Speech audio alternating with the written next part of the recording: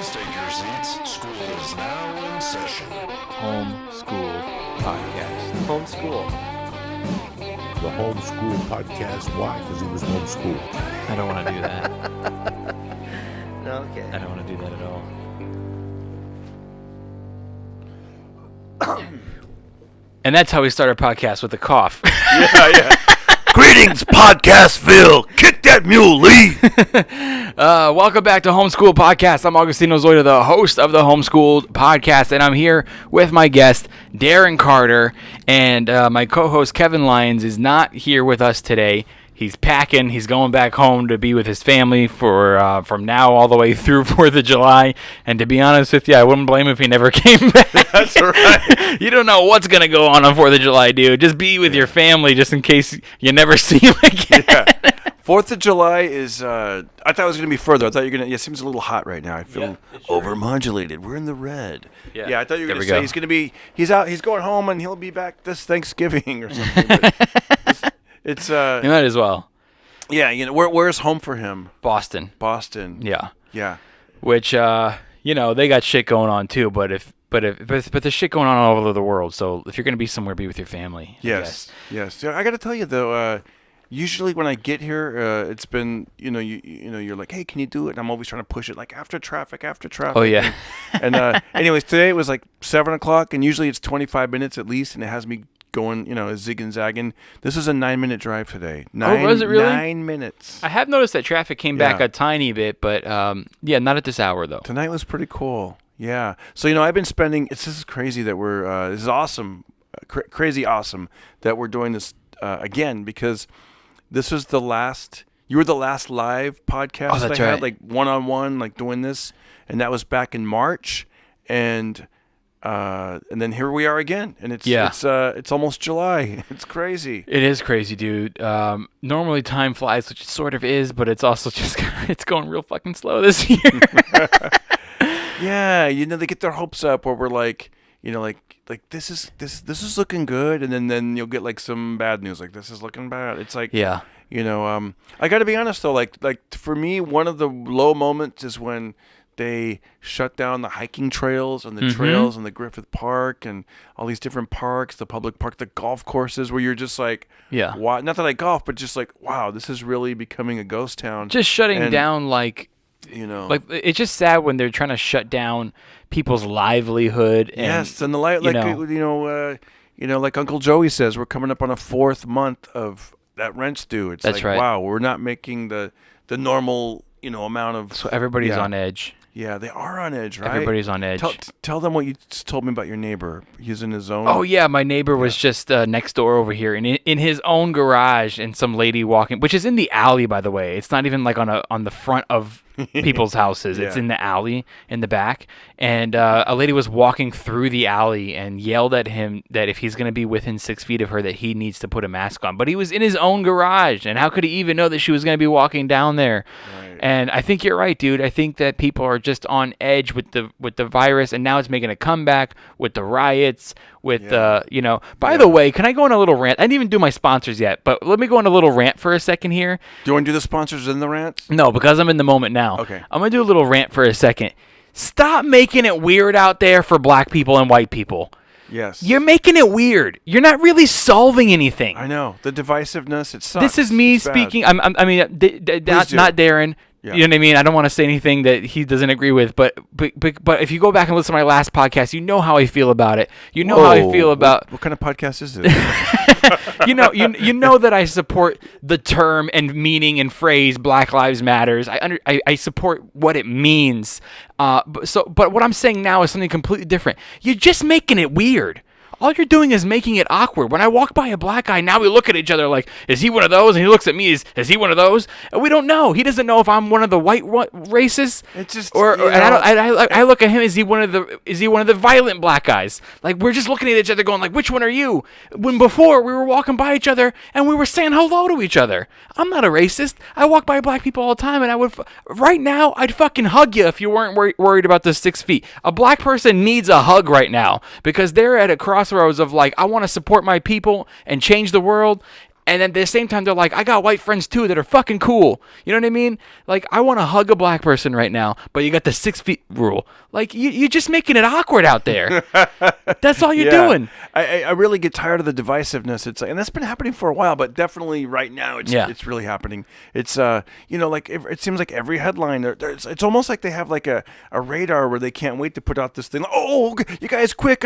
There's a hot spot in Des Moines, Iowa. A white guy shot a black guy, or a black guy did this, or this. They can't wait to show like some footage of some diversity of making that's going to make people mad though. Yeah. You know what I mean? Like I was talking to my mom today, and my mom was she gets a little. My mom's a worrier. My mom's a worrier in general. Before COVID, my mom's just a worrying person, and nowadays she texts me all the time about something worrying, and it's stressing me out. She's getting stressed out by somebody else, and then she's downloading it on me. So I just try to tell her, I'm like, there's nothing you can do about it. And stressing out ain't gonna help. I told my mom today, just turn the news off. I've never heard a news story of them go, this just in, COVID test came in negative. Like, that's not you're never going to hear that on the news. But there's like, majority of them are negative. It's very tempting to want to see what, like sometimes I won't have Twitter on for a while. Like I'll run or do something, and a couple hours goes by and I'm like, I wonder what's trending on Twitter. And it's like, I know. I don't know why I do that. It's boredom. It is, and it's usually like alarmist. And you're in the habit of already. It's usually like scare stuff, like. And I'm like, why is that trending? To pass the time, you just open Instagram every now and then, browse through and stuff. Yeah. It's just like this. It's like this little addiction, actually. It's like you gotta absorb the. There's always the latest. I don't even know what it is today, but there's always like the latest story, and it's always like this happened, and then it turns out that was a hoax, and then this happened, and then this person said this, and they've got to be canceled, and we got to cancel them. And I'm just like, gosh, it's. And on Instagram that they got the stories on top, and you have your favorite people that you will actually open their stories. Yeah. Most people you don't even open their stories. Right. But you have your favorites that this is going to be good. And you absorb it in. Yeah. You know what I mean? And then Instagram catches on to that, and they start showing you only those first. You know what I mean? Right. And that's what I do, dude. I get in the habit of just being bored, and you just go let me open Instagram, and you need to get that like it's like doing a drug. Let me see what they're saying. Have you had this happen yet? Where there's people that you like and admire, and that's why you follow them, and then you're like, wow, why is this person constantly posting political stuff? Yeah. Like I didn't choose to follow them because of this. I followed them for other reasons, and they're usually the motivational stuff or whatever. Now they're just like. It's like every time I look at their stuff, it's like bringing me down, man. It's just like another stat of something that's sad happened, and it's just like I made a joke. I made a joke today online where I said that's another thing. People are not in the mood for jokes. They're not in the mood for especially if I'm doing political jokes. Which, by the way, I'm not a political comedian. You see me on stage, I don't talk about it on stage. But if I think of something I think is kind of funny, I'll put it on social media. Yeah. So I said something today. I said people that say defund police still can't figure out how to use self-checkout at the grocery store. Funny joke. And they think that they're going to rely on themselves. I thought that was funny. I get it. I know where you're going because I know you and I know where you're coming from. And it's like, and did that cause any? Dude, a comedian. Oh no! Which I'll tell you his name after. Yeah. Hit me up, and we had a long argument today. I think I lost a friend. Oh, really? I hope not. And he goes like, "That sounds like you're a Trump supporter." And he came at me. I was just like, bro, I'm not a Republican. I'm not a Democrat. I go, if you can call me anything, you can call me the liberal conservative. I suppose like that's what you could call me. You know what I mean? Like I just see right and wrong, and I make my own judgment call. But he's like, you're a Trump supporter. He goes, and you supported Joey Diaz. He goes, so you're a fucking, what do you call? He goes, you're a white supremacist, misogynistic. Yeah, he started coming after me at that. I'm like, wow, dude. Once I tell you the name, you're gonna go like, really? That guy said that to you? I'm gonna forget this. I'm gonna forget. Because this dude, I told him this too. I go, bro, you're the most unstable person I know in comedy. Yeah. And I go, and several people. I know this person? Yeah. And several people have told me that you have physically abused women. So I go, why are you coming at me like this? If I was, and I go, and you opened for two of the guys who are being accused right now. So if I was you, I would just lay real low. Oh, I think I know who it is. Okay, never mind. Yeah. Yeah, that guy's like, if it's the guy I'm thinking of, he says really.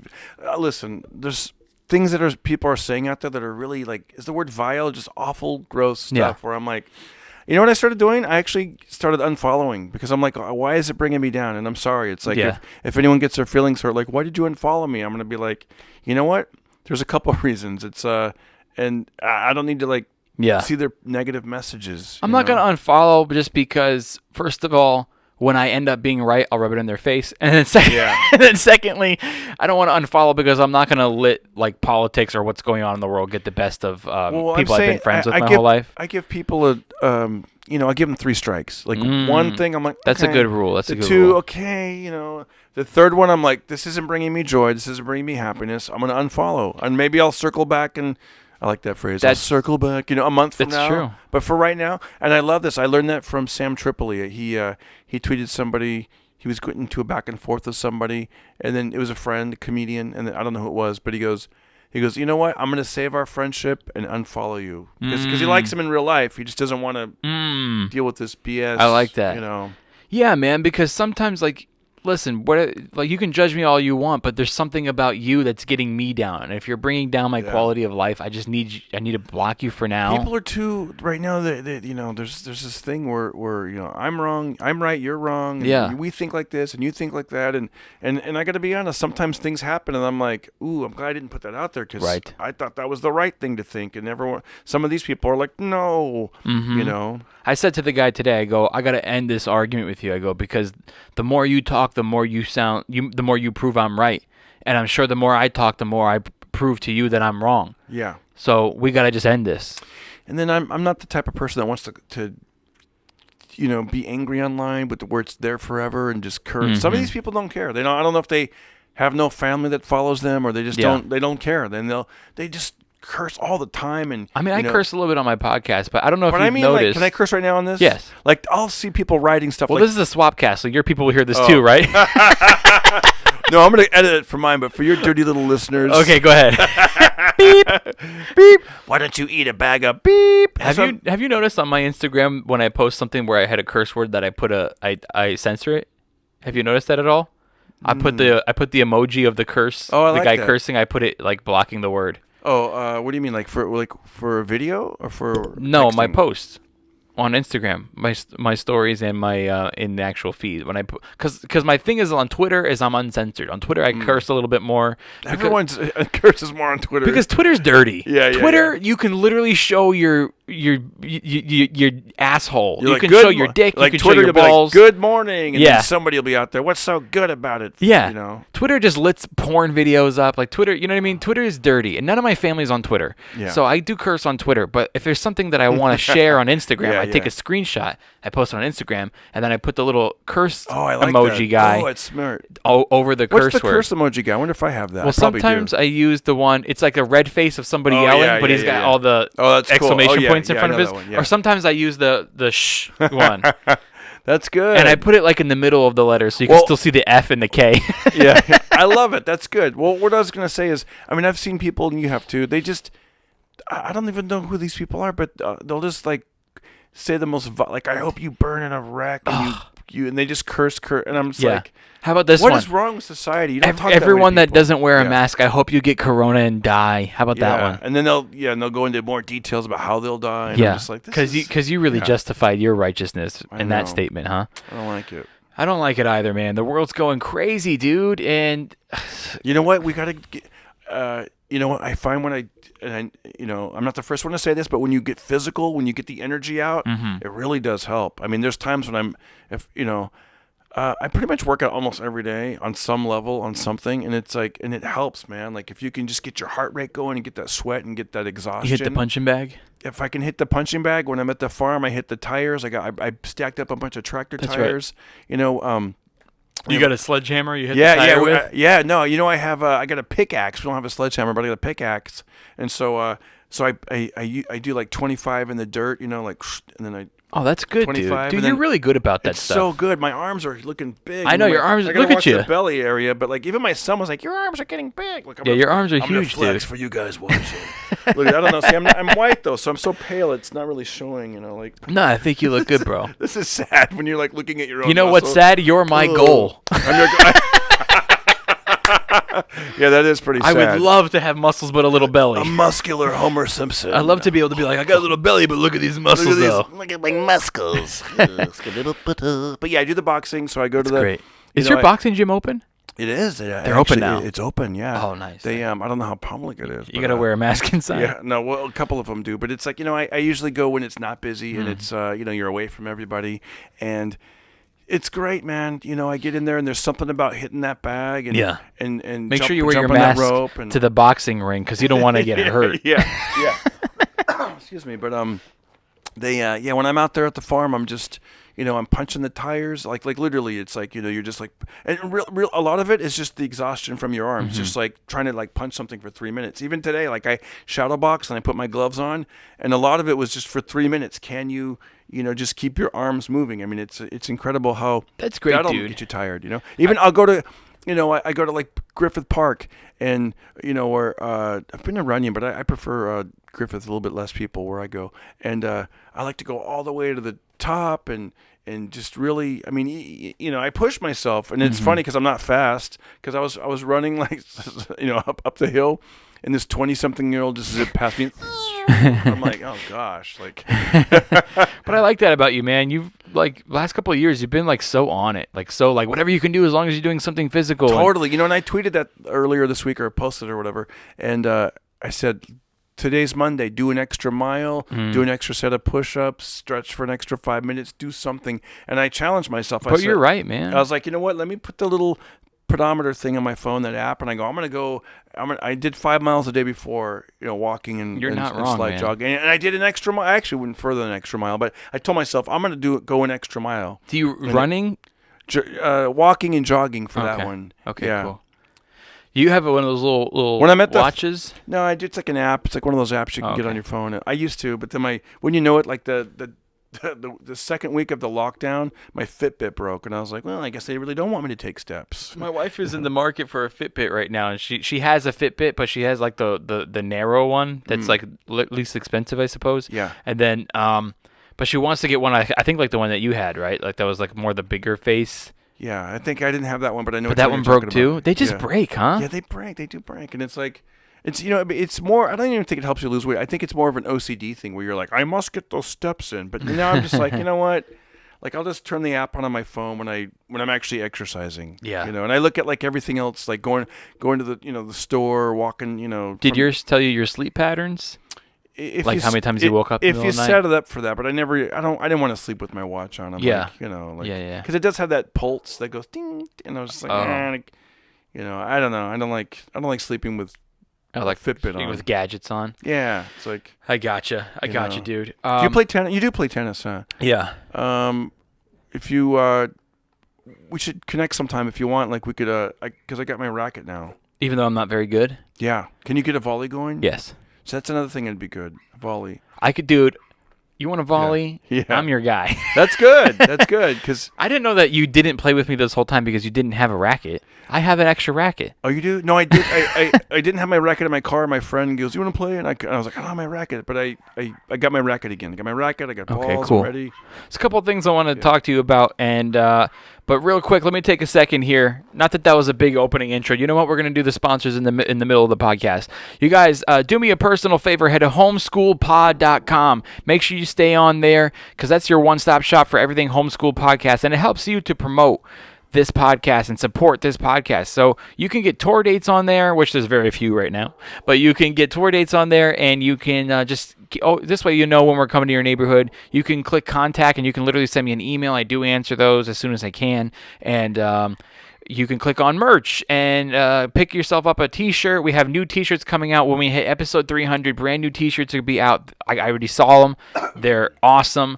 And then also you can click on sponsors and see all the sponsors that support the podcast if you're looking for other ways to support the podcast, like Puffy Mattress. This episode is also brought to you by Puffy Mattress. Puffy Mattress, you guys, is the America's #1 memory foam mattress that gets delivered to your door with 100% money back guarantee.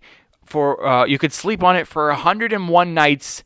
And if you realize that you don't like it, you send it back for 100% guarantee. A lot of these places offer guarantees like that. I've had a couple of those mattresses that were terrible. And yes, they did honor the guarantee. I mailed it back. They were terrible. But then when I got Puffy Mattress, that was the mattress for me. I've never been happier.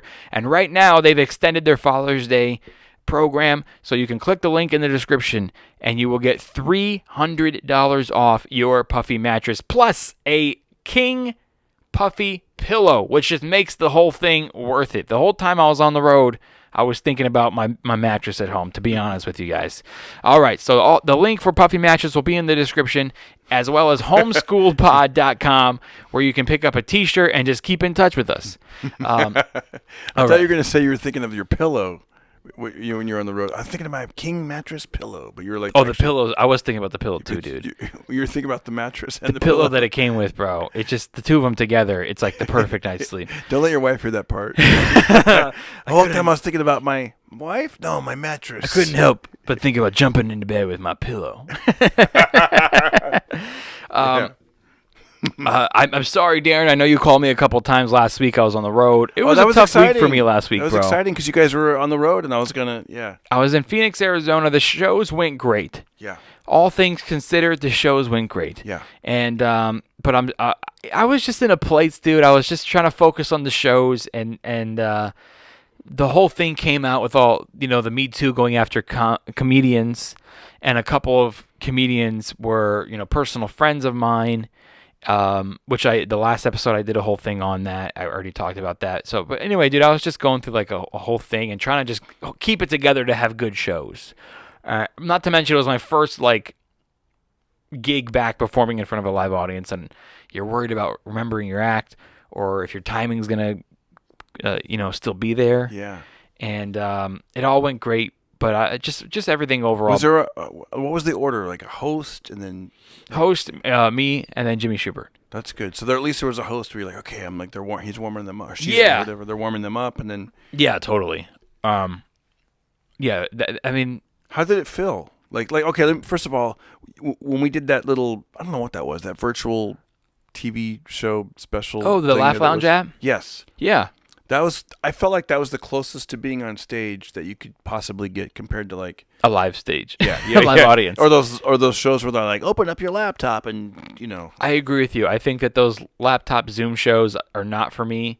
That thing that you and I did together at the Laugh Lounge, I think that was the closest to it.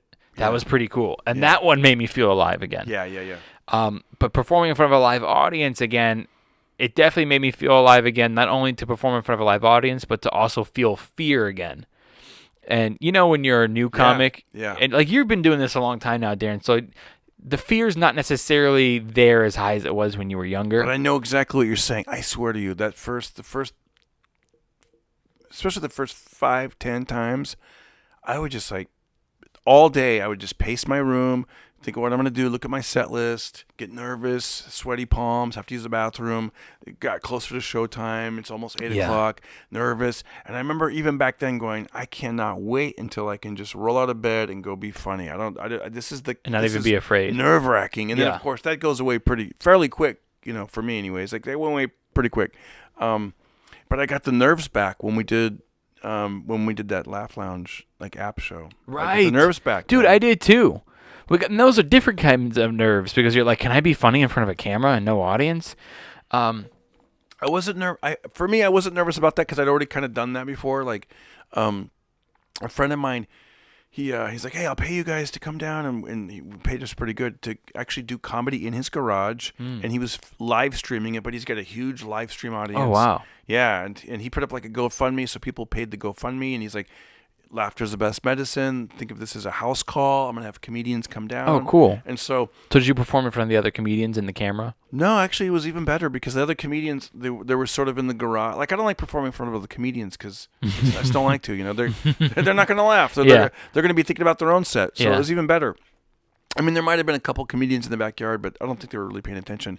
It was right. See how your camera's right there? It was like that, but behind, like it was like a giant, like a flat screen television, and you saw all the hearts. You know how people can hit the hearts, like for when something's live, and he was there. His wife was in the garage, and there might have been like another person. So that's all you need is really one person laughing. Yep. And now you got two because it was him and his wife, and then the third person, and then I'm seeing and also the mic had speakers, so it sounded like you're on stage. Like it had that. Oh, cool. It wasn't just like, okay, your phone. I mean, it sounded like you're on stage with the amplification. And then you'd see because he has a big following, you'd see all these names and the hearts and it was great. It was great. Like that was the closest until I did that show that we did. That was like, wow, Right. it's even better. But Yeah, man. Yeah, stuff like that seems pretty cool. I was afraid that I was going to get lost. Like there was a time, I'll tell you, the reason that when I get the nerves, I never go blank. And usually when you do blank, you can just like kind of talk and then you'll find your spot again. Your mind will catch up. But that was my fear. My fear was that, for that show that you and I did, that I was going to go into this sterile, empty room and they're going to be like, do your time, go. And you're just going to be like performing to a phone. And, yeah. ugh. And Yeah. feel that awkwardness. They say that, I interviewed Tom Dreesen for my podcast. They can check it out on YouTube. And he said that, an audience, I don't care if it's a magician, a juggler, a comic, a musician, an audience, there's like an energy that goes through energy. But when there's like, 5 people over here, 3 people over there, the comics over there, 2 people, the energy doesn't carry. It's harder to get that energy. And, and that was my fear of, being in like a solo room with like no energy. Right. How was it on your road gig? Man, it was great to be in front of an audience again, a live audience, even though the first show was Thursday, which, as you know, Thursdays are not as busy as the weekends. But it was just great. It was great. I don't care if there was 2 people there, it would have been like, oh my God, people I can perform to. Yeah. And the feeling of, like we just talked about, fear that you used to get when you were a newbie. Yeah. And it kind of goes away. But then every now and then it comes back when you're trying a new joke because you don't know how it's going to Right. go. So you still get that fear a little bit. Yeah. So it was kind of like that again. Like I was having a fear of if I was going to remember things and if my timing was going to be and how was the audience going to accept it. And so I did have that fear and it felt great. It felt great to be afraid again. Yeah. And it felt like I was starting stand-up all over again, like my first time ever at an open mic, but I was actually good. Yeah. Like, don't you wish you can go back to your very first open mic, but with what you knew now, everyone would be like, he's a genius. Yeah. Oh my gosh. Yeah, I talked way too fast. I was. Yeah.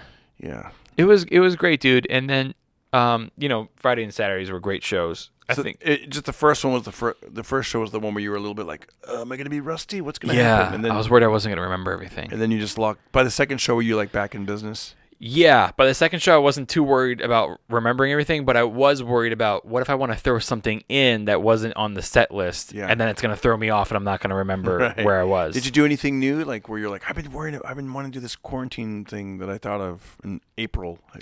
Not really. I only used quarantine once or twice to segue into bits that I already work. Yeah. Stuff with relationship stuff and stuff like that. But I did do something kind of about race. Oh boy. See, let me tell you before you say that, I remember anytime a joke is new and anytime it's about race, it's super, you got to have a lot of confidence because I'm kind of timid when it's a new joke.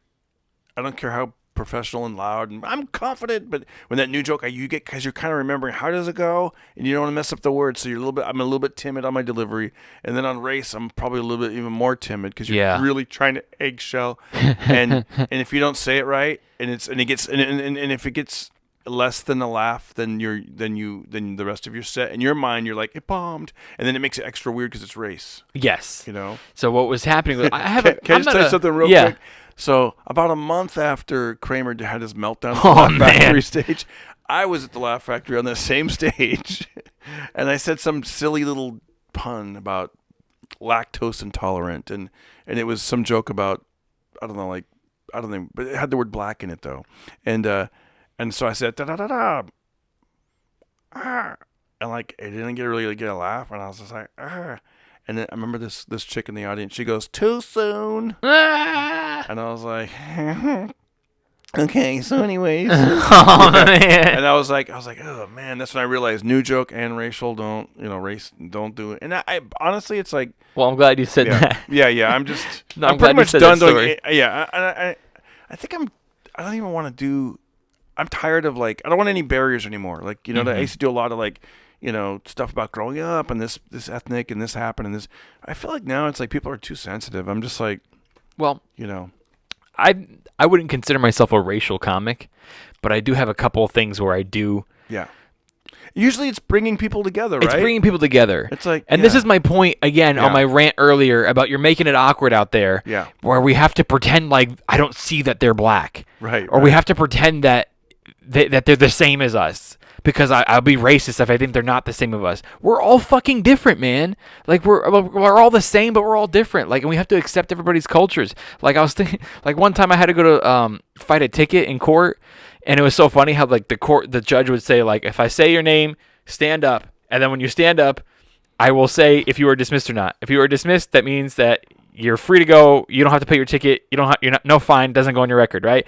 And I'm just sitting there. My last name starts with Z, so I have to watch everybody else go first. So I'm watching everybody else go up, and then stand up, you're dismissed, or stand up, wait to the side because you'll have to talk to us. Stand up, you're dismissed. And then he called up this black lady, and he called her name, and she stood up, and he goes, "You're dismissed," and she goes, "I know that's right," to the judge. And I laughed so hard. That's not racist. Right. That's acknowledging that we're all different, and some people are different in a cool way. Yeah. Gay people are fucking different than you and me, bro. They talk different. They you know what I mean? Like like I got a cousin that's gay that says wild shit, bro. He says wild shit that you and I would never even think of. It doesn't mean it doesn't mean I don't like him. It just means he's different, but in his own cool way. Yes, and that's what I'm talking about. It's like, it's not that we can't talk about it. Well, you're making it awkward. It's like we can't talk about it. Like, we're all different. Let's own it.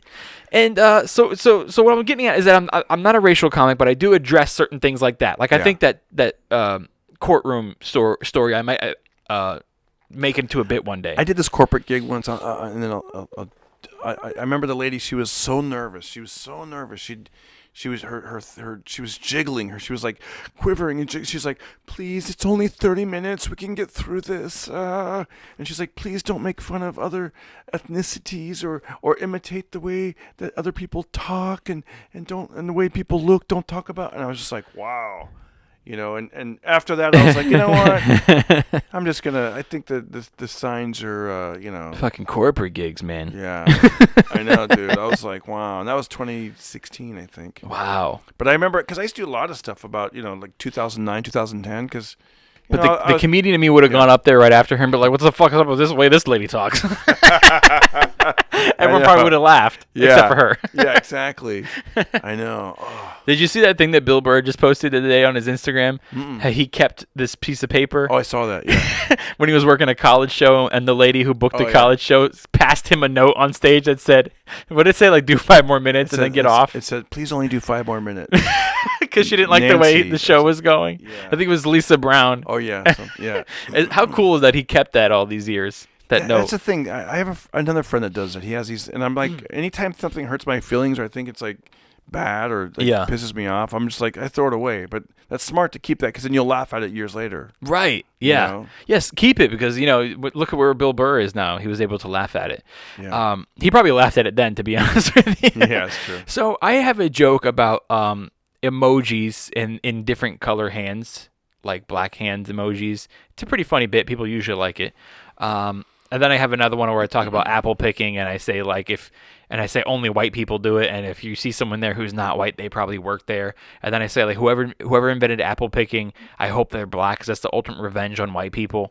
So I do kind of address things like that. So in Arizona, Thursday show, I played it safe because I was scared. Yeah. But Fridays... You played it safe? What did you do? I changed apple to cotton. I better play it safe. Cotton's quiet. No, I mean, I played it safe with not trying those ones. Oh, yeah. And then just sticking to my set list that I wrote out.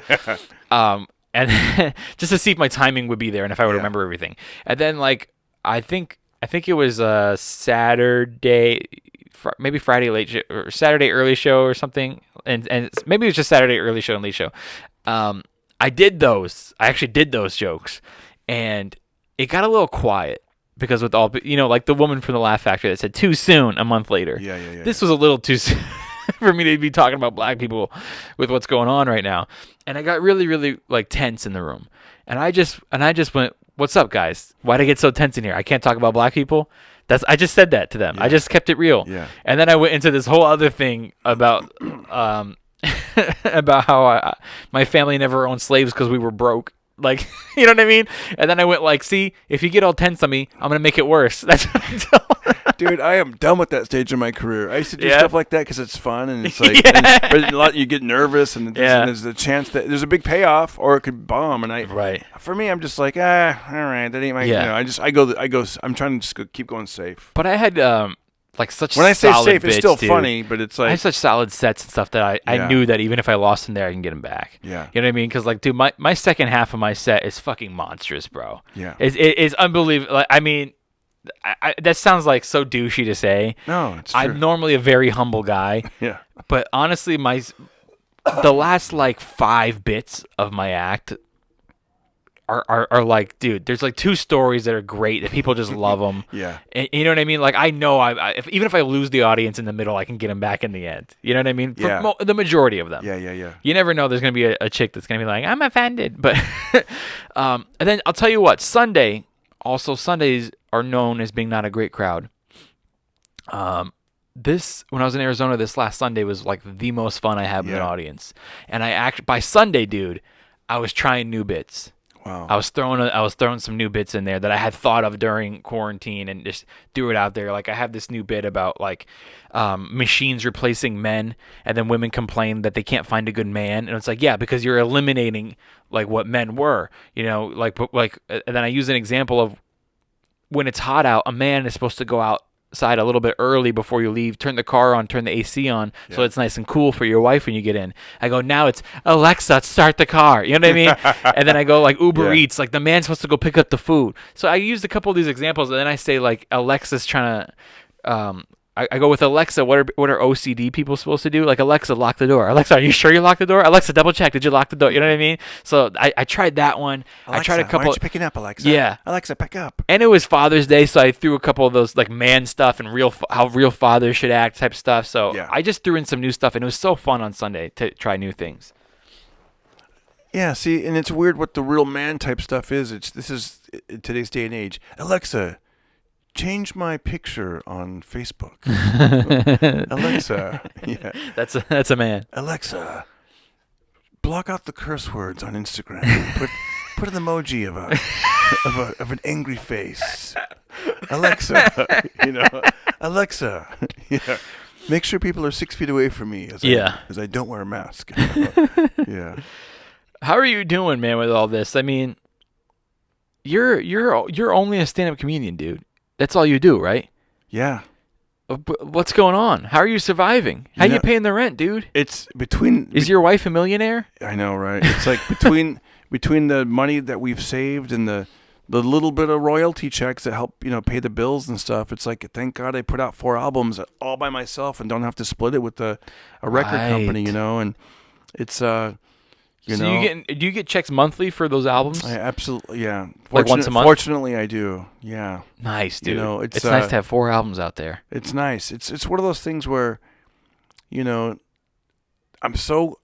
put out my first album in 2000, and I didn't even think about albums until my second album was 2000. 10 years went by because 2010. Because I was like, well, I'm just selling them at shows, and people were like, well, people don't really listen to CDs like they used to, and so then I was, I switched over to like DVDs and stuff for a while, and then I remember around 2008 or 2000, somewhere in there people were like, oh, you can get paid. You need to like fill out this form. It's anytime it's played on like Pandora, Spotify, SiriusXM. Although I don't think Spotify was popular back then. It wasn't. And then I realized like, wow. Then you started getting these checks, especially that first check. It was like, whoa. Yeah. And also like,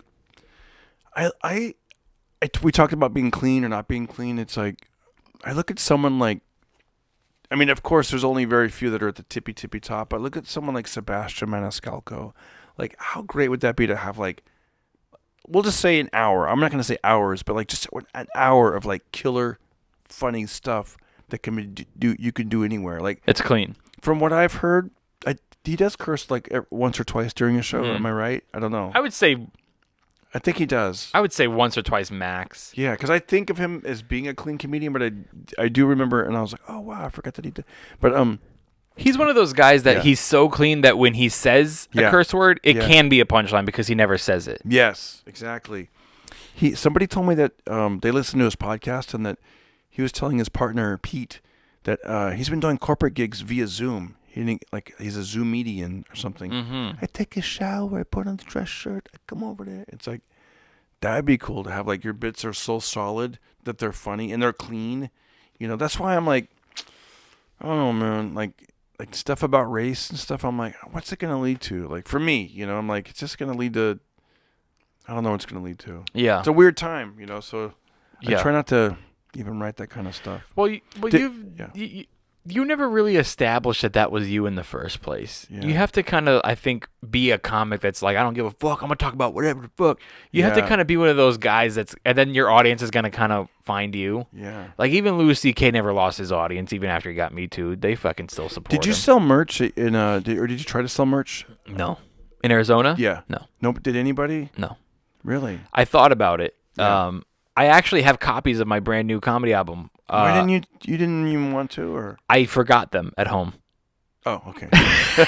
Which, by the way, my comedy album is being postponed because the warehouse at CD Baby is closed for coronavirus. Oh. So they so the warehouse that makes the physical copies is done, and they actually mailed me my physical, but I only got 50 of them. Because you were on Johnny on the spot on that, right? You put that out. I mean, you were like working on it the first month, I think. In the first month of lockdown, I go, well, this is what I'm going to do. And I edited it and I got it done and I send it off to distributing. I now have my copies and CD Baby is just like, they're just like, our distribution warehouse is closed. So we can't receive the physical copies to forward to like XM and Pandora. So that sucks. I mean, they're saying they anticipate after summer that the warehouse is going to be open. So if that's the case, I will be looking at a nice holiday release. Yeah. I know it's supposed to be Father's Day. It was supposed to be a Father's Day release. I want to tell you something kind of funny. So I did my first live show, and I sold merch. By the way, I played an outdoor parking lot. Oh, cool. And dude, you know how it feels bad when people don't buy your stuff? They kind of walk by and look down. That's whatever. Who cares? It's okay. I get it. You don't have to buy my stuff. Imagine like when you say, I'm going to be over here, and they say, good night, everybody. It's almost like, gentlemen, start your engines. I mean, there was people that, I mean, you're seeing these cars start up and like drive away, and you're like, yeah. Okay, I guess they're not gonna. But a couple people did come over to the merch table and stuff. But they drove up. Yeah, I'm like, is this friendly? They're driving a little too fast right now. You should have did it like a little drive-through. No, they walked up. They walked up. Okay. In fact, one couple was like, "Can we get a picture?" And Okay, they didn't cool. touch me, so I was like, I did that whole thing where you point like this, like, yeah, point to them, and you know what I was gonna do, man? I was gonna make masks to sell instead of T-shirts, and I actually had my T-shirt guy all ready to go, and I was gonna have masks made. Yeah. Some with my podcast on it, some with yeah. I was gonna write placebo mask, which I think is pretty funny. But That's good. Last minute I was starting to hear that Arizona might close again. And I was like, you know what, dude, hold off. I'm not going to print these and pay all that money and then I'm not going to sell any. Yeah. You know what I mean? And what if they cancel the whole show? And I don't know when I'm going to work again. So I just went like, you know what? I'm barely coming back to working. Let's not invest too much money. So I just didn't do it. But I had my CDs I could have brought with me. I completely forgot. And then if you don't have a lot of shows, you're going to be like, I got all these masks. And yeah. Like, And then I'd be selling CDs that aren't even out yet. I'd be like, hey, these aren't even out yet, bro. Well, you know what I do, man? I've been putting out, I've been continuing to put out one podcast out a week, but I've been stepping up my YouTube channel and putting out like 3 to 4 videos a week. And but are you going back to like old stand-up videos? So that's one thing I've done, but I need to do more of that. People really like that. And then I've been putting out my like video podcasts. I've been putting out like, I finally got monetized, so that's cool. You gotta, it's a step by step. It's like you have to have 1,000 hours. I'm sorry, you have to have 1,000 subscribers, which I've had for a while. But then the hard part is you have to have 4,000 hours of watch time within a 1 year or 12-month period, and it rolls over. So you're like, you might be almost there, and then fuck. Yeah. So it's like, so I finally got the 4,000 hours. I finally got one video that took off, and that helped me. And I'm just, I just keep fanning the flames and putting out more videos. And in the meantime, and by the way, after you get monetized, apparently from what I understand, then your first check doesn't come until you've reached $100. So what does monetize mean? Monetize means that you can You can get ads will be on your different videos, Mm. and also it'll open up your channel to do even more things. And you know. can get paid off of views. Yeah. But not until you've reached $100. No. As soon as you get the 1,000 subscribers and the 4,000 hours of watch time, people will be more. Right, but they won't yeah. actually send you a check until you've accumulated $100 worth Yes. of. Yes. Gotcha. Yeah, but gotcha. you have to be. Well, a lot of the sponsorships on my podcast actually work that way. Yeah. So you just want to get qualified to be monetized. Okay. You know. Yeah. Yeah, that's good, man. And I really want to get to a place where I'm releasing more stand-up clips, and it seems it's like I can't Yeah. perform anywhere. I know. Luckily, you know what? I have some great videos Yes. from Arizona, actually. Yeah, that's good. Mhm. I have a hard drive full of stuff, and I like an extra from some shows that I like, some really good shows, and then I have a lot of crowd work stuff, and then I have some. I went to the crates and I found this old DVD of my set from 2004. Wow. So I released one video last week, I think, and it's great. If anything, I'm learning how to be a better like vlogger and YouTuber. You know, like the old me would have just like, oh, here's a funny thing, and like just uploaded it. Now I'm like, no, I introduce it almost like I'm a VJ, and then I do a little commentary afterwards. You know. Yeah. And also there was one point where you could barely see my hairstyle. So what I did is I just I know because I knew they'd want to see it. I mean, I'm bald now. This is 16 years ago. So I learned how to like scan my photo and then do a cutaway. I mean, it looks good. I'm learning what I'm doing. You know. That's awesome, dude. I got to interview a boxer that I know. He got to fight on ESPN for a title. He actually won. I introduced him before the fight. I interviewed him before the fight. Then I interviewed him like a week later after he won the title. ESPN at the MGM. They were quarantined. What's his name? His name is Adam Blue Nose Lopez. Yeah, he's a featherweight, 126 pounds. Wow. And I learned how to do this. As I'm talking to him, we're talking about the strategy of because one of the things that he's good at, of many of his weapons, is he's fighting you. You know, he's orthodox, left hand first, pop, pop, pop. Then he switches and he starts fighting you southpaw. And a lot of boxers, they don't know how to fight a southpaw. That's why you'll see a lot of southpaws go really far in boxing. And then by the time they figure out that he switched stances, then he switches back to traditional, pop, pop, pop, pop. You know. So as we're talking, I go, that's strategy. It's almost like Isn't southpaw this hand? Southpaw is your normal. Southpaw is your right hand. That means your orthodox is your left hand is your jab, and your power punch is your right hand. That's normal. And then southpaw is when it's the opposite. So your left hand is your power. Yes. Okay. Yes. Okay. Yeah. Did you ever see that movie Southpaw I never saw it. with Jake Gyllenhaal? No, is it good? It's pretty good. I should. It's kind of sad, but it's good. Right now, I'm just trying to watch Happy Things. Yeah, seriously, don't you think that I'm not really in the mood to watch like sad stuff right now? But anyways, let me finish this. Yeah. So as I'm talking to him, I go, "Oh, that's like a magician. You know, you're switching stances up. You're doing these tricks." I go, and it's like it reminds me of chess and how there's strategy with chess. Like I notice when I do like speed chess, like when I play my 1 minute games, like those blitz games, I'm making moves and kind of like almost like distraction. Like I'm doing a couple things over here, and they're focused on that, and then I can go into the back door and win.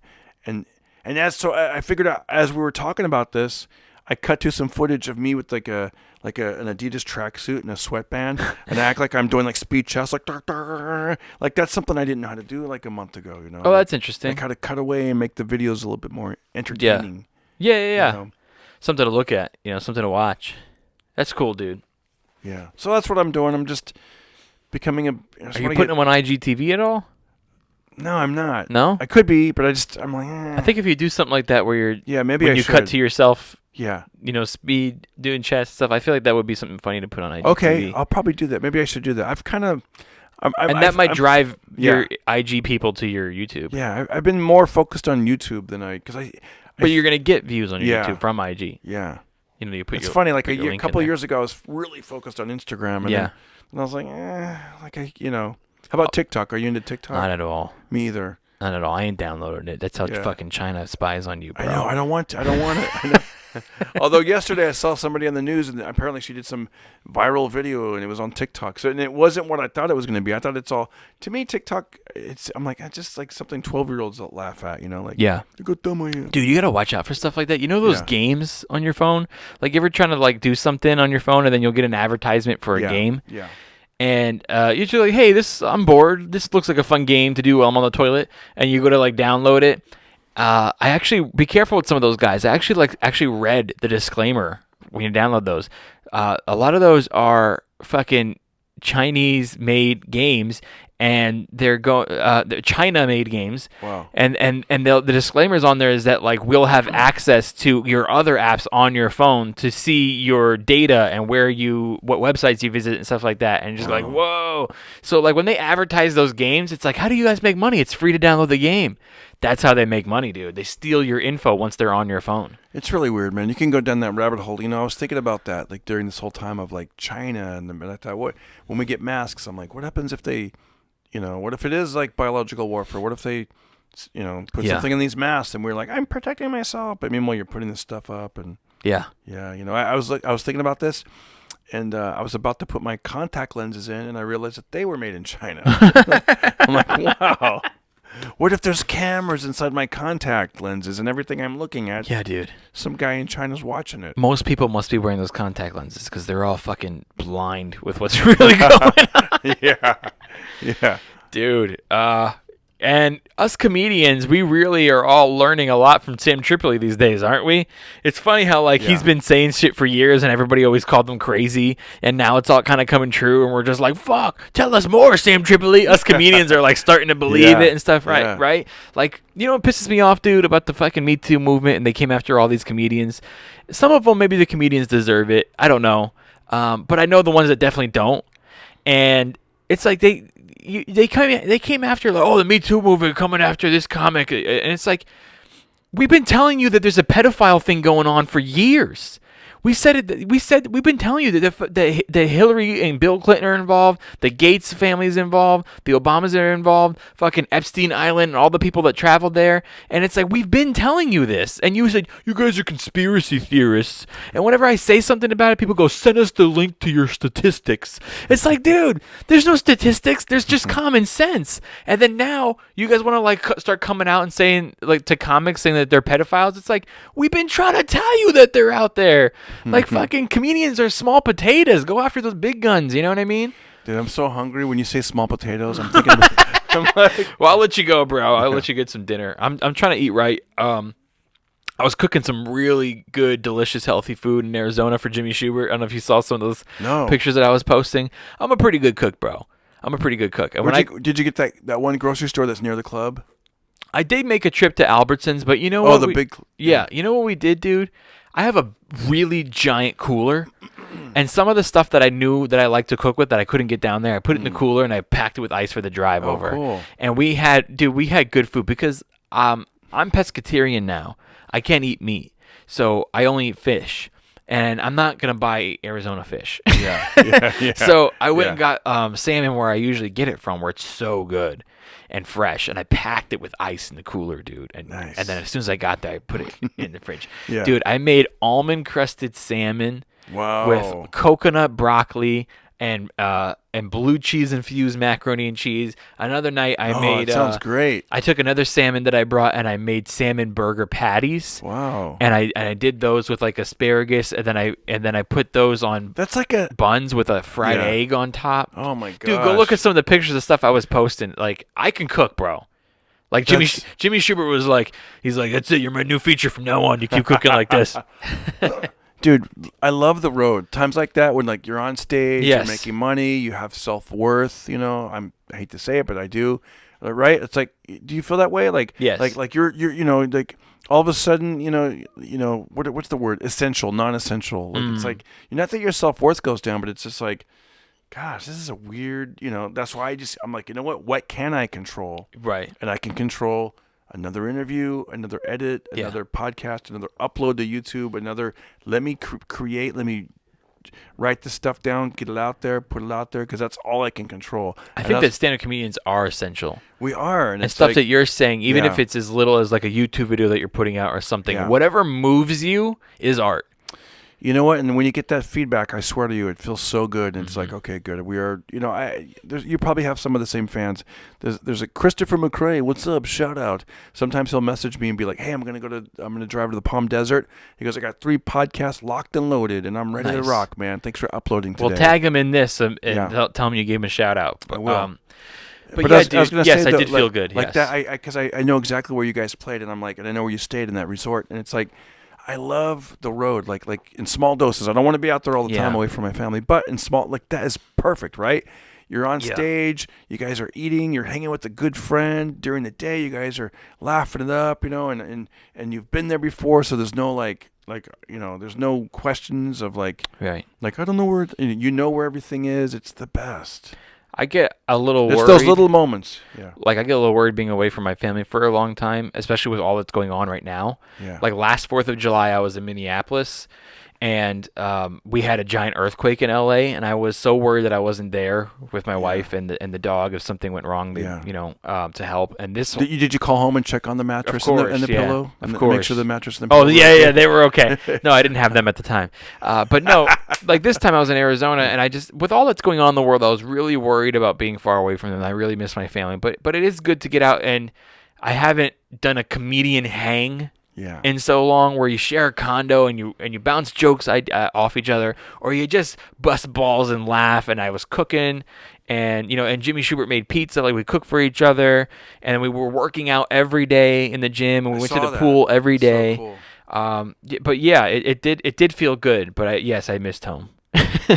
It's good. And we called you on the road on the way back. Did you get the voicemail? It was too late, and I couldn't talk. But But did you listen to the voicemail? That was a really funny voicemail. We were like, "Hey, it's Jimmy and Augustino calling you back."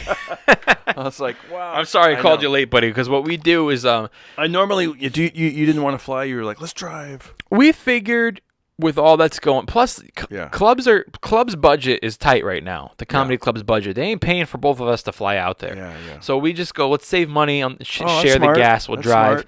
pack the cooler. Yeah, yeah. And then I have a gig coming up at the end of July, and I'm like, I was thinking like, should I drive? Should I Where is fly? it? Sacramento. But I always fly. I'm just used to flying. I'm so sick of driving long. I know. It's I'm so sick of it, dude. yeah. I'm gonna fly. But then again, I was thinking like, I don't really know the people that they seem like good guys, like the promoters and bookers. But I'm like, do I really want to be in their car and them driving me around? Like I think I'm just gonna fly and rent a car. Oh, okay. Right? That's smart, right? Yeah, because then you can rent a car from the airport. You don't have to Uber or anything. Yeah, because it's like at one night Sacramento, one night Stockton, and it's like I just Yeah. nothing against the guys, Just but fly it in and out of Sacramento. yeah, Nothing against the guys. Yeah, I you know what I like mean? being on my own Yeah. when I'm on the road. yeah, I was just talking to Jimmy about this. Like when I go on the road, I don't want to go do anything. yeah. Like I don't want to go hang out with you in the day, unless we're in a Right. city where there's some really cool like museum that I've never will get an Yeah. opportunity to see again. But mostly people hit you up and like, let's go do this, and it's like, guys, I don't want to promise anything. I'm getting prepared for my shows, Yes. and then the next day I'm tired from the last show, and I want to get my workout in Yeah. and do the stuff that I had planned for me. And then sometimes the energy of the small talk, like I remember one time I flew to Omaha, and then they picked me up to take me to Lincoln, and you just I don't like the small talk. Yeah. It's energy, like it's I always like having my own car. Yeah. I was just, dude, I'm done with Ubers. Like the other day, my car was in the shop, by the way. And I have 2 cars. One of my cars was in the shop, and then my wife needed the car. And she's like, well, you can just Uber. And I'm like, listen, I'm sorry. I don't do Ubers anymore. I'm just sorry. I'm not going to do Ubers. I don't like someone driving me around. I like my car. I get in. I listen to my music. I do what I want. I turn where I want to go. I take the route I want to route. Well, there's a better way over here. I don't give a shit. I go the way I want to go. You know what I mean? I just like to do my own thing. Yeah. I get really car sick when other people drive and the way they drive. Yeah. Um, I'm into going slow and cautious. yeah. I'm not into like gotta get there, gotta go 80. No, I don't. We're good. My problem with Ubers is that they'll get on the 101 freeway and they'll sit all the way in the right lane the entire journey, and it's like, guys, it's going to be stop and go the entire time if you stay in this lane. They're going to like go on, go off the freeway. You wanna be in that lane. Oh, dude, so I'm just done with it. I was also going to ask you real quick before we go, because I know you go to the farm up in Fresno. Yeah. I was going to say Farizona. Arizona. You don't get sick of that drive? You go every week. No, that's a good one because it's very relaxing. To be honest with you, it's like Because you're by yourself. you're by yourself, and it's like like You listen to your music and your podcast. Yes, you make some phone calls. Like this last trip when I left LA, it's like first of all, the vibe here is like you said, masks. People are walking down the street. They're coming toward you. You gotta. Do I go left? Do I go right? What do I? So listen, it's nice to get in the car. You get once you get past Magic Mountain, it's like, whew, it just opens up. I mean, it was pretty much open after that, but it's just nice. And then when it really drops down into Bakersfield, it's like the land of Oz. It's But you don't want to do that to Sacramento? No, it's too far. It's like 7 hours probably. What about your car? Your car's great. You never have no problems driving all that much? Put on those miles? No, I did. I had about 8-10 months ago, I had to get a different motor for it. For the Honda? Yeah. Oh, man. Yeah. Does your wife have a car? Honda, yeah. You both have two different Hondas? Hondas, yeah. Okay. They're great. I love Hondas. Hondas are great. They're great. It's like, but I just got a new Honda CR-V. I traded in the Prius. It's great. I love Hondas, man. My wife and I love it. That's pretty much her car, but we love it. I ended up taking it to Arizona because I have a Jeep, and that was in the shop. But I love that once I got in, it's the wide open spaces. I love it. It's like, and it's about a 3-hour drive. That one, with the stops. So Sacramento's gonna be it's double that. Yeah, your back hurts. I'm done with those, bro. I'm done with those. Like I just did the Arizona one, and I forgot how long these drives feel. I did it from when I was 20 years old. Yeah. Until 30. I don't want to do. You could sleep on the plane. Gigs. You land, boom. It's an hour 20, whatever flight. I think it's like. Yeah. I'm sick of driving gigs, but right now it's like we all gotta fucking make sacrifices, Yeah. Hey, you asked me what I do for money. Somebody paid me last week to do something I've never done before. People had joked with me before. I've told people, hey, here's how you use this app. Here's how you do this. You want to know how to edit, whatever. And they go, you should teach people. I go, are you kidding me? These millennials, they know exactly. They go, no, do it for people 40 and over. I go, you're right. So I have a buddy. He goes, can I pay you to come down to Long Beach and show me how to use my phone and my, and it was hilarious because I have a Galaxy phone, but everything else is Apple. Like I have a iPad, iMac, all that stuff. I use iMovie, GarageBand. His is the opposite. He has an iPhone, but then his computer is like a Dell, and I didn't. So I'd be like, hey, you need to get this app. And then they don't have the same apps on both platforms. Right, they don't. So I'm like, oh, okay. Well, we'll get one that's like it. Like I was trying to show him how to save his. He does live streams. I was like, here's how you save a live stream. Here's how you edit it. I go, if you don't have iMovie, try InShot. Try this. InShot's good. Now you got to click. And I was trying to show him the little things. Like he was so like there's certain things he's advanced, but certain things he wasn't. Like this made me laugh. His phone was ringing, and I'm trying to show him the stuff. And I go, just hit decline. Yeah. He's like, no. He thought that would block them forever. He thought that would put them in the spam folder. I can't believe he's doing live stream videos, but he didn't know that. Exactly. He could do that. He knows how to do live stream. Like, what's funny is he and also he was really like kind of paranoid about the COVID-19. Yeah. So he had at some point he had a mask on the entire time, and at one point he Did you? A little bit because I saw how he was, and then he had like gloves on, and also he wouldn't. It was very rare for him to sit close to me. He had his phone hooked up to a television in front of us. Oh, that's cool. So there was like this 6-foot table, and so I'm like, no, scroll down, no, that's you're scrolling up. You need to scroll down. It was almost like a comedy of errors. That was tough. Yeah, and I'm like, okay, go to your home button. He goes, I don't have a home button because he has an iPhone. It's like, oh my gosh. Man, I went to Big Bear and like those guys are not even wearing masks. Like I don't even think they watch the news up there. I went up to Big Bear, bro. There was a bar I went into. It was like the bar probably only holds 25. And they had like 100 people there. Like they were just on top of each other. And I was like, I wouldn't like that. Yeah. I was like, if I don't get the vid after this, then it doesn't exist. You know what I'm saying? And when I was up in Big Bear, my Jeep broke down up there, bro. Well, my alternator burned out. I had to have my Jeep towed all the way back down to L.A., Do you have a AAA? I had AAA. Good. 100 miles? 200. Oh, it's 200? Yeah. Wow. So wait. It's 200 miles. It was a... Wait. No, it's only like 90-something miles from Big Bear to L.A. No, but AAA, you can... I haven't been towed that far for a long time. But You can get 200 miles. You can have a 200 miles Oh, okay, because I package. think it used to be 100. That's great. Right. So, yeah, That's I had great. that towed all the way back. And Oh, then maybe I should just have them tow me to Fresno. You don't even need to take my car, bro. Just drop me off. No, dude. Yeah. So I had to have it towed all the way back, and then I go like, I'm just gonna rent a car and drive home. Yeah. They gotta have an airport up here, dude. No, in Big Bear, you can go anywhere you want without a mask, but no car rental places are open. Wow. Not even a U-Haul. So I had to have my buddy drive my Honda up to get me. It was brutal, but I just got my car back yesterday. That's cool. $800 later. Oh, boy. But that's what happens when you have an older car. You have no car payment, but every now and then stuff's going to break, and you just fix it, So that's the deal. I'm going to eat. What time is Yeah, it? go eat, dude. Let's get out of here. You Thank guys, any other shout-outs? No, just check out the YouTube channel, Darren Carter. My podcast is called Pocket Party. And Augustino, thanks for having me. And Sacramento and Stockton at the end of July. yes, that's it. Yep. And you can follow him at official Darren Carter on Instagram. I'm sure he'll be posting those dates. And what's the website? Oh, yeah, DarrenCarter.com. I very rarely use it, but my PayPal's up there. And if you want to hit that Venmo, which I don't know why you would, but if you want to, it's out there. Yeah. Hey, guys, just give me some money. You don't have to do no. I know you don't want to go to a comedy show. I don't want to do one. Just give me Laughter's the best medicine. Yeah, And just we're give me the housed money up. you were going to give me to go to the comedy Yeah, show, yeah, and we'll just yeah. forget the whole thing. How about that? Back in the old days, before COVID. How about that when people will be like, "Oh, I would buy your stuff, but I already spent all my money at the comedy club," and you're like, "Great. Oh yeah. Thanks for helping this multi-million-dollar organization." Because if you got $40, if I got $40, that goes way further than Yeah. blah blah blah blah Uncle blah blah blah's club, or whatever. Right. Uncle Clyde. I don't know. Is that even a comedy or club? just whatever. I didn't want to say improv. Uncle Improv. I love the improv, but you know what I mean. Uncle Improv sounds like you have a creepy uncle. Who say yes and Yeah.